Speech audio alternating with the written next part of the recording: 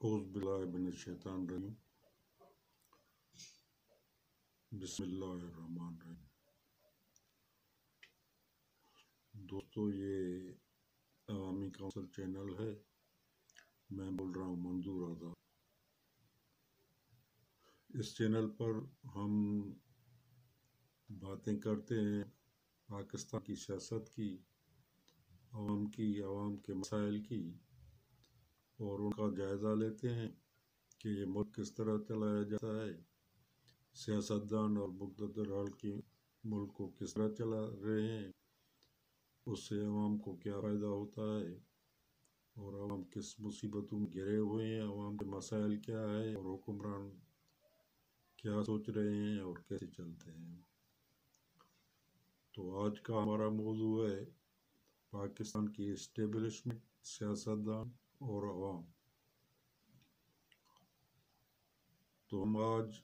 جائزہ لیں گے کہ اس ملک کو شروع سے کس طرح چلایا گیا ہے اور اس سے عوام کو کیا ملا ہے اور عوام کو کیا فائدہ ہوا ہے۔ شروع کے سال چھوڑ کر ملک کی سیاست میں اسٹیبلشمنٹ کا کردار جو ہے وہ اہم رہا ہے، اور سیاست پر اسٹیبلشمنٹ کبھی ڈائریکٹ اور کبھی انڈائریکٹ مداخلت کرتی ہے، اور سیاستدان بھی کرسی اور اقتدار کے لیے کبھی ان اسٹیبلشمنٹ کا سہارا بن جاتے ہیں یا سہارا لے لیتے ہیں، یا اعلی کار بن کر اقتدار حاصل کرتے ہیں،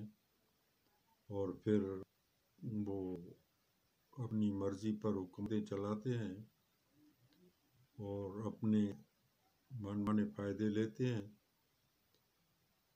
اور عوام کی فلاح اور بہبود کے لیے جو کچھ سوچنا چاہیے، جو کچھ کرنا چاہیے،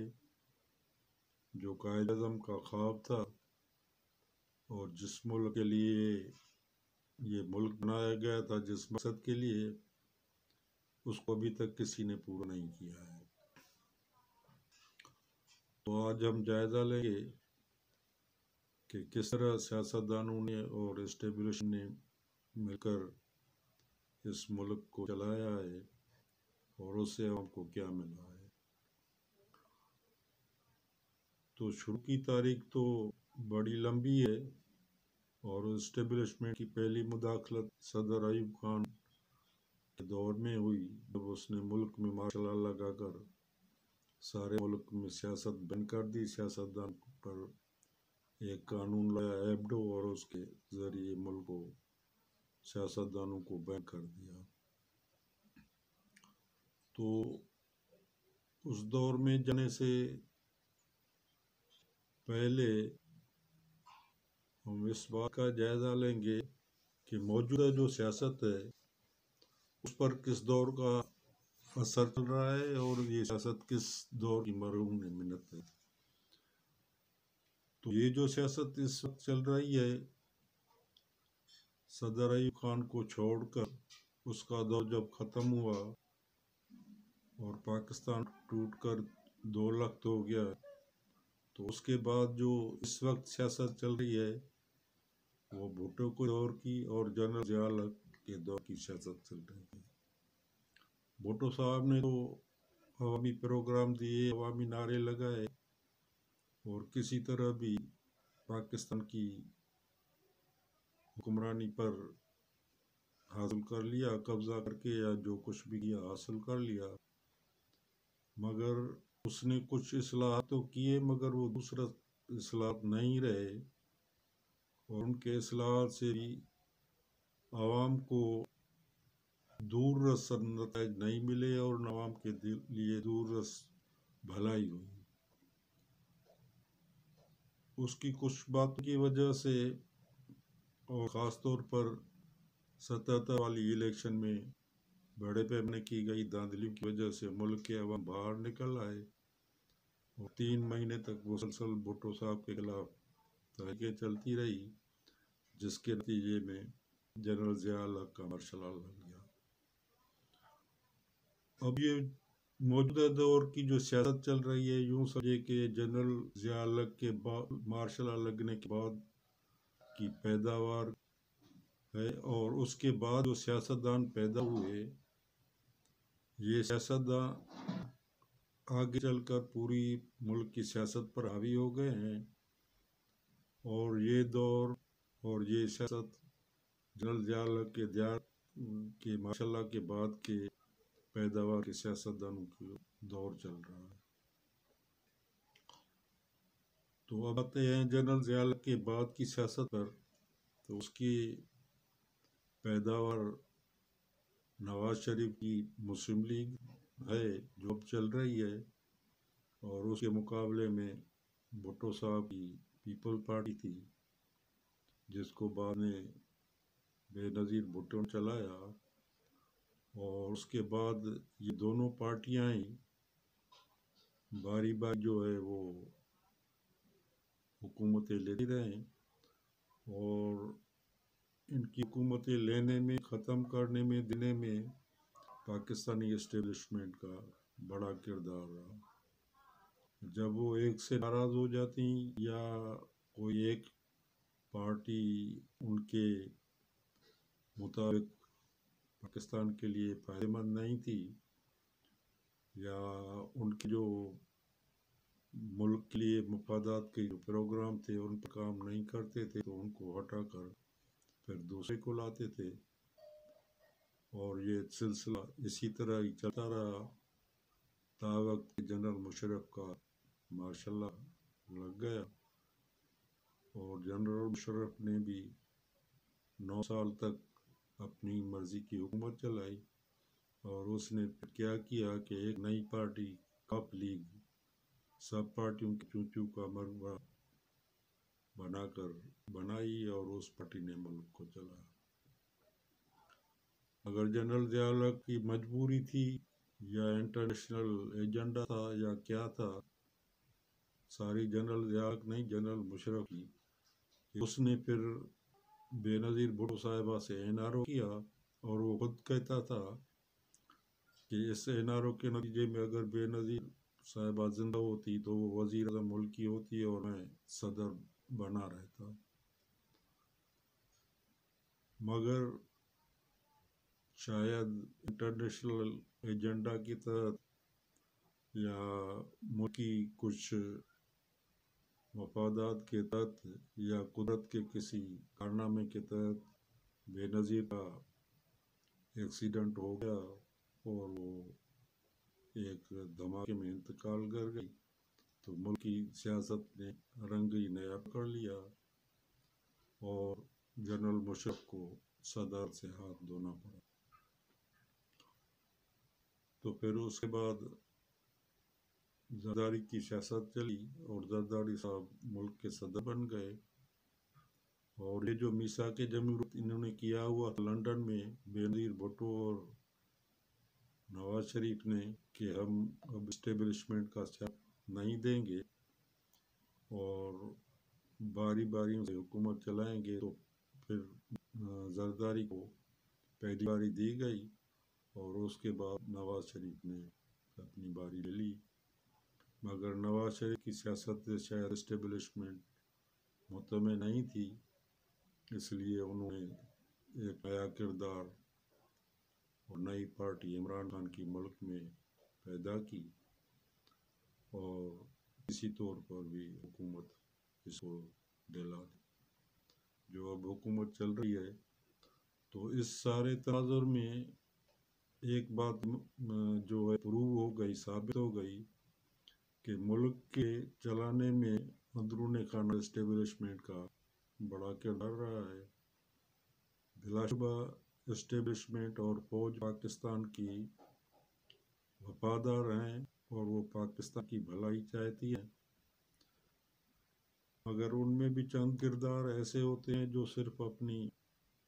ذاتی بھلائی کے لیے سوچتے ہوں گے، اور ان سے کچھ غلطیاں ہو جاتی ہیں جس کا خمیازہ ملک کو اور عوام کو ہی بھگتنا پڑتا ہے۔ تو اب یہ صورتحال ہو گئی ہے کہ اس وقت جو ملک چل رہا ہے اس میں تو سمجھ نہیں آتا کہ ملک عمران خان چلا رہے ہیں یا کوئی اور پیچھے سے چلا رہا ہے، اور عمران خان کی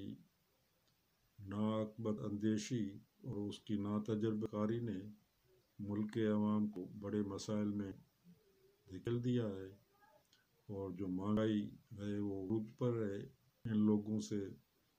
معاشرت پر کنٹرول نہیں ہو رہا، کسی بات پر کنٹرول نہیں ہو رہا ہے، اور اب جو اس وقت تناؤ پیدا ہو گیا ہے مخالف پارٹیوں میں اور عمران خان اور اسٹیبلشمنٹ میں، وہ سب آپ کے سامنے ہے۔ تو اس بات کا مقصد یہ تھا کہ ہم جائزہ لیں کہ آخر ان سب باتوں سے، اسٹیبلشمنٹ سے اور عوام کے نمائندہ حکمرانوں سے، سیاسی پارٹیوں سے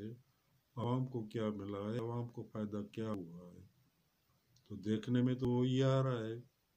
کہ عوام کی حالت جو پہلے تھی، اور عوام جس طرح پہلے ہی غربت میں پھنسے ہوئے تھے،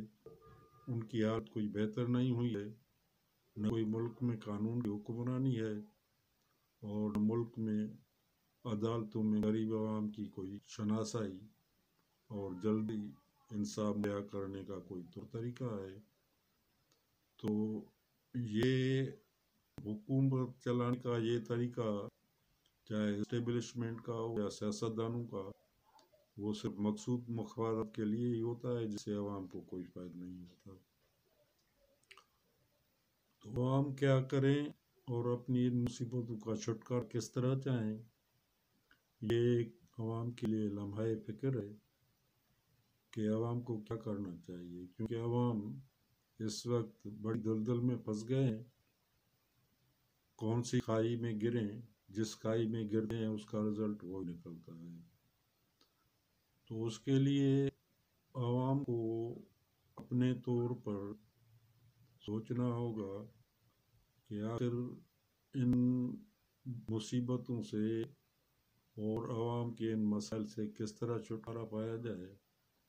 تو اس کے لیے ایک تجویز یہ ہے میری طرف سے کہ عوام نیچے کی سطح تک اپنی چھوٹی چھوٹی عوامی کونسلیں قائم کریں، جو مقامی سطح پر کم از کم ان کے مفادات کا جو ہے وہ کام کرے، اور عوام کے حقوق اور عوام کے مفادات کے لیے کوشش کرتی رہے۔ تو اس سے یہ ہوتا کہ آہستہ آہستہ ایک عوامی طاقت بنتی جائے گی، اور عوام ان طاقتور لوگوں کا مقابلہ کرنے کے لیے تیار ہوتے رہیں گے۔ تو جب یہ طاقت آہستہ آہستہ بڑھ جائے گی، تو جب بھی ان طاقتور سیاستدانوں کا عوام مقابلہ کر سکیں گے، جن کا اقتدار حاصل کرنے کا مقصد صرف اپنے مفادات لینا اور دولت کمانا ہے۔ تو یہ جو اس وقت تک سیاست اسٹیبلشمنٹ کی ہو یا سیاستدانوں کی پاکستان میں چلتی رہی ہے، اس سے تو ثابت ہوتا ہے کہ یہ سیاست اور یہ حکمرانی اسی طرح چلتی رہے گی، تو عوام کو تو کوئی فائدہ نہیں ملنا۔ عوام بیچارے صرف نعرے لگائیں گے، ان بڑے لوگوں کی سیاست کے پیچھے چلیں گے، ووٹ دیں گے، اور ووٹ دینے کے بعد گھر میں بیٹھیں گے، اور پھر وہی مصیبت جو ہے وہ سالوں سے چلتی آ رہی ہیں، چلتی رہیں گی۔ تو یہ ایک شارٹ جائزہ تھا جو میں نے پیش کیا ہے۔ اس کی بڑی بڑی باتیں ہیں اور اس کے بڑے بڑے جو محرکات ہیں، اس کا جائزہ لینے کے لیے بہت بڑی لمبی ویڈیو چاہیے، جس میں عوام کی صحت کے مسائل، عوام کی تعلیم کے مسائل، عوام کے رہنے سہنے کے مسائل، عوام کے روزگار کے مسائل، عوام کے گھر کے مسائل، بلدیات کے مسائل، اور بہت سارے ایشو ہیں کہ یہ کس طرح خراب کیے گئے ہیں اور اس کو کس طرح ٹھیک کیا جا سکتا ہے۔ تو ہم ان ایشوز پر بھی بات کرتے رہیں گے، اور انشاءاللہ یہ ساری باتیں عوام کے گوش گوار رکھیں گے، اور انشاءاللہ عوام کو بھی سمجھ آتی رہے گی کہ ہم کو کس طرح بیوقوف بنایا گیا ہے، کس طرح عوام کے ٹیکسز سے ایک خاص مراد یافتہ طبقہ عیش کر رہا ہے۔ عام کے ٹیکس سے غریب کو کوئی فائدہ نہیں ملتا۔ غریب صرف ٹیکس بھرتا ہے اور مزدوری کرتا ہے، روزی روٹی کرتا ہے، باقی اس کو عوام کی طرف سے کوئی ریلیف نہیں ملتا۔ تو انشاءاللہ ان باتوں پر ہم باتیں کرتے رہیں گے۔ لمبی بن جاتی ہے ویڈیو تو دوست کہتے ہیں کہ لمبی ویڈیو مت بنائیں، اور یہ ان کی بات صحیح بھی ہے، کیونکہ دوستوں کو پھر دیکھنے میں دقت ہوتی ہے۔ تو چھوٹی چھوٹی ویڈیو بناتے رہیں گے۔ امید ہے کہ ہماری باتیں، ہماری ویڈیو آپ کو پسند آئیں گی۔ اگر پسند آئے تو سبسکرائب کریں، اور کمنٹ میں بھی ضرور اپنا تبصرہ کریں اور کچھ مشورے رکھیں۔ میں آپ کا بڑا ممنون رہوں گا، اور انشاءاللہ یہ سفر جو ہم شروع کیا ہے یہ کسی منزل تک پہنچے گا۔ ویڈیو پسند آئے تو اس کو لائک بھی کریں، اس سے ہماری جو ہمت افزائی ہوتی ہے، اور اس کو سبسکرائب بھی ضرور کریں۔ بڑی مہربانی۔ السلام علیکم۔ خدا حافظ۔